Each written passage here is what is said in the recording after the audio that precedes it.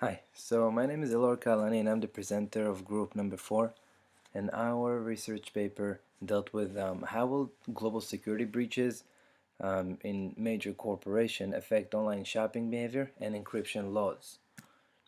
Um, we discussed 4 cases in our research paper. Um, Target, a huge data breach that occurred in Target. The Home Depot also went through that. Chase Bank actually went through the largest leak of information and breaches in the history of America, and Sony as well went through a rather large data breach. So first off with Target. Target had 40 million debit card and credit cards stolen from their systems. Also 70 million email addresses and mailing addresses of their customers. And hackers were able to obtain over 10 gigabyte of data. Mainly was caused by a malware that was installed on the company's network.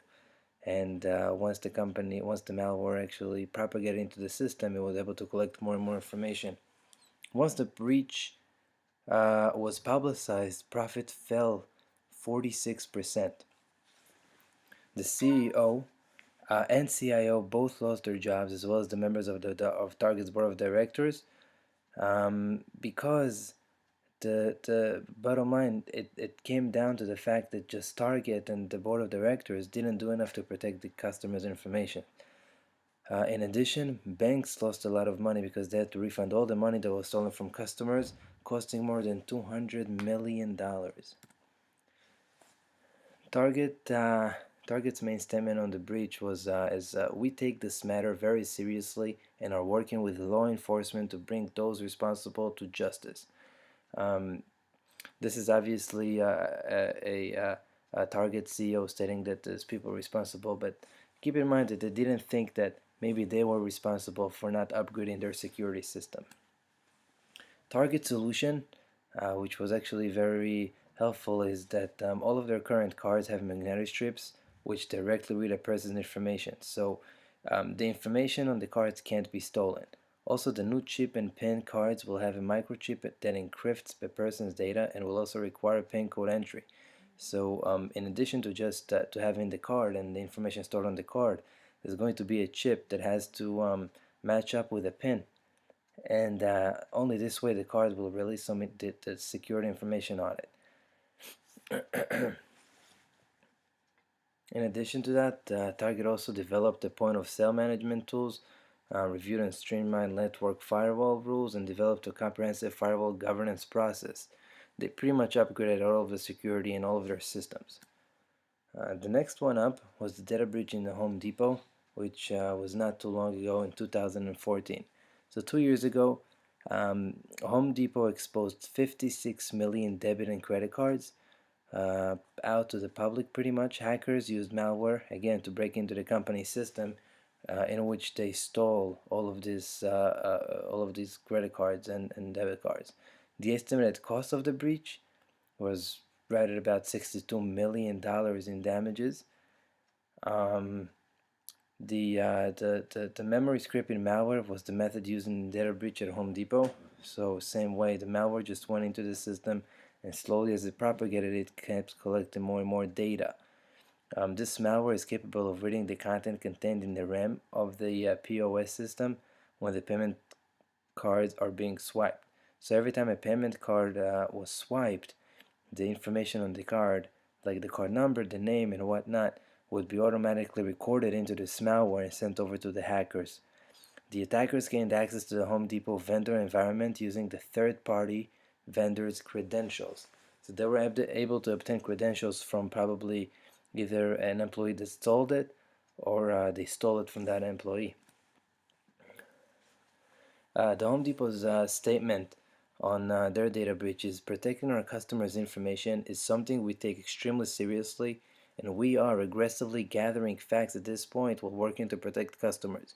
So just like Target, Home Depot worked with law enforcement in order to A, strengthen their systems, and B, make sure something like that is not going to happen again. The Home Depot solution consisted of three points. the use of point-to-point encryption, which provides encryption during the swipe of the payment cards on the system. Mainly what it means is that every time a card is swiped, the card number is not what is being registered into the computer, but there is actually a code, an encrypted code, which is being generated, and each number of the card is represented by a specific code, which the system identifies as the number. Therefore, even if a malware is able to collect this information, the hackers will not be able to determine the card numbers with the codes. The P2P encryption provides a hardened firewall that is harder to penetrate and crack or even steal information from debit or credit cards. Also, the Home Depot is the managing of the third-party vendor. Third-party vendor is any employee who works internally or externally. All third-party vendors are allowed to have their own accounts and minimal access to the main database. So they really locked off many of their employees from the main database, just like they should have done in the beginning. The main database cannot be accessed from one account. Else, there's really got to be more of a process to get to the main database. Also, the chip and PIN cards is the new payment card in Home Depot, and it contains an embedded security chip along with a traditional magnetic stripe, which is pretty much the same technology that Target has implemented. Next one up is not a retail store, but is an actual bank. JP Morgan Chase, probably if not the largest and one of the largest banks in America, was exposed in 2014 as well to a massive, huge data breach. 83 million households and small businesses were compromised, including checking and savings account information. The information was personal information of the customers. Names, phone numbers, addresses, anything that has to do with the person or the business owner. As per specific account numbers, those were not known to be compromised. Also, the computer networks were infiltrated through a series of attacks that siphoned off gigabytes of data. The information stolen became a risk to every Chase customer, estimated to be every 2 of 3 households in the country. It seems that every 2 of 3 households were actually in some way affected by this breach because their information was stolen. Like we said before, small businesses and individuals' personal information were exposed to the black market and risking them of becoming victims of phishing schemes. The main interesting thing about Chase is that, as a matter of fact, they run a yearly campaign to raise money for several charities, and the website in which they used to raise money was actually hacked a little before their own system was hacked, but they didn't take that into consideration. Also, Chase, they definitely notified all of their customers, but in their terms of remedy, because they didn't find any compromise of specific account numbers or social security numbers, their remedy was not or did not come into effect. JP Morgan Chase's statement was, as companies of our size unfortunately experience cyber attacks nearly every day, which is true. But the question is, what do we do with these cyber attacks to make sure we minimize the amount of those attacks and the chances of these attacks having anything to do with our customers? And hopefully this massive data breach, probably the biggest one in history of the United States, helped JP Morgan Chase to increase security of their accounts. JP Morgan Chase's solutions, where more than half of the states already implemented certain regulations on the notification of security breach. Meaning a lot of states have already made specific rules that a company or a corporation that had a data breach must, under no circumstances, notify their customers whose information was breached. Also, Chase increased their yearly security investment, in which really is not an investment, but it's an upkeeping of their system. They raised it up to $250 million annually to fight to increase cybersecurity and to fight any attacks on their systems. And also, luckily enough, the Chase's security teams were able to identify the malware and closed down all of the doors before any seriously compromising confidential data was stolen. The next one up is Sony, which actually had a breach in their PlayStation network. So the data breach began on April 19th. This was back in 2011, which Sony was aware of. However, Sony did not shut down its servers until the following day. So Sony was aware of the data breach for a day. For the most part, they tried to minimize it, but they didn't shut down the servers to save customers' personal information. Hackers stole personal information of 77 million user accounts of the PlayStation Network, an online gaming service, just like Microsoft's Xbox. The effects range from stolen credit card information to where students live. So unlike JP Morgan Chase's case, not only personal information was compromised, but information from anything from credit cards to account numbers to personal information and security codes of the customers that have been paying for this PlayStation Network service. In addition to that, the hackers actually wiped clean several internal data centers. The PlayStation to stream audio and video is where the credit card information was stolen from. So not all of the PlayStation members had their information the credit card information stolen, but mainly those members of the stream audio and video. A lawsuit was filed on behalf of everyone in the United States who had a PlayStation Network account. Sony also agreed to pay the plaintiff's attorney fees, costs, and expenses up to the amount of $2.75 million. So in the end of the day, Sony definitely lost over there. Sony's statement was, this is Howard Stinger, is a spokesman of Sony, an executive over there. This was an unprecedented situation. Most of these breaches go unreported by companies. 43% of companies notify victims within a month.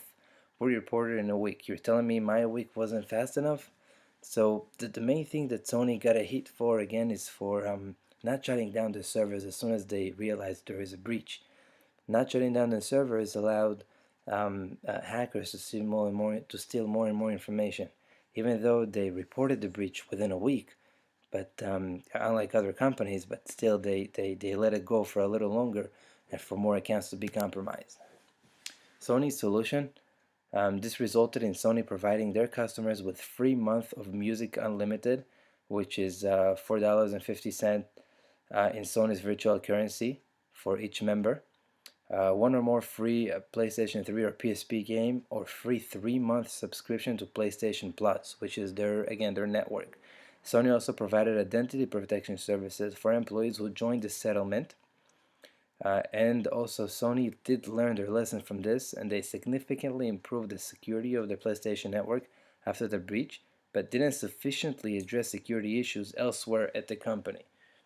This is something that Sony has put less effort in doing because they believe that most of their most people will try to attack their PlayStation Network. This is where most people are, and this is where most of the money is. So just to summarize, really, if you look in the numbers, JP Morgan Chase was right around 76 million personal accounts, and that's without really the small businesses, which altogether was quite over 80 million accounts that were compromised. Target was right around 70 million, and the Home Depot was around 56 million accounts that were compromised.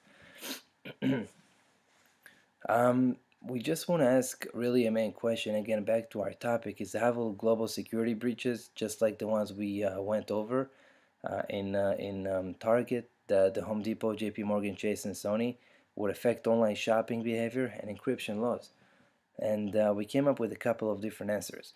Global security breaches affect online shopping behavior and encryption laws in the sense that consumers are made to become more cautious in the manner in which they make their payment. Consumers may start deciding to make more cash and check payments in stores as opposed to shopping online, because at the end of the day, no one wants to get their information compromised and stolen. The shopping behavior and encryption laws will be affected by ensuring that sales are reduced as not all people are able to attend shops with the same frequency as they do on online shopping. This concept affords the understanding that many firms will have to encounter the challenge of reduced revenues when consumers are unsure if online shopping is the best way forward for them. As such, the firms will have to invest appropriately to warrant the possibility of secured online transactions for their consumers, and this will have a challenge in their operations. So again, businesses would really have to ensure that their customers' information, whether they purchase online or even they go to the store and they use credit cards, they will have to ensure that the customers' information will be secured. Also, businesses like Target, Home Depot, Chase, and Sony have an operation that is their online platform in which breaches will be the reason for loss of business in online shopping. The main motive for businesses to work around these security issues is for them to increase profits, because in the end of the day, when consumers hear that a major company had security breaches, it will turn them off from using them and will not want to really get involved with such a company. In addition to that, as per encryption laws, the main thing that has been happening around the country is that states have been passing laws that requires companies to notify consumers of any data breaches. It started off by only having data breaches that have to do with bank account numbers and social security numbers, and it has widely broadened to even personal names, addresses, and phone numbers. There's I believe 49 states that actually passed these laws, and as a matter of fact, as we see that data breaches just keep happening and is really one of the major problems in security these days, it is more than likely that within the next decade, even the federal government will start regulating online security and will start making businesses have a standard of security in their offices. Thank you very much, and we hope you enjoy.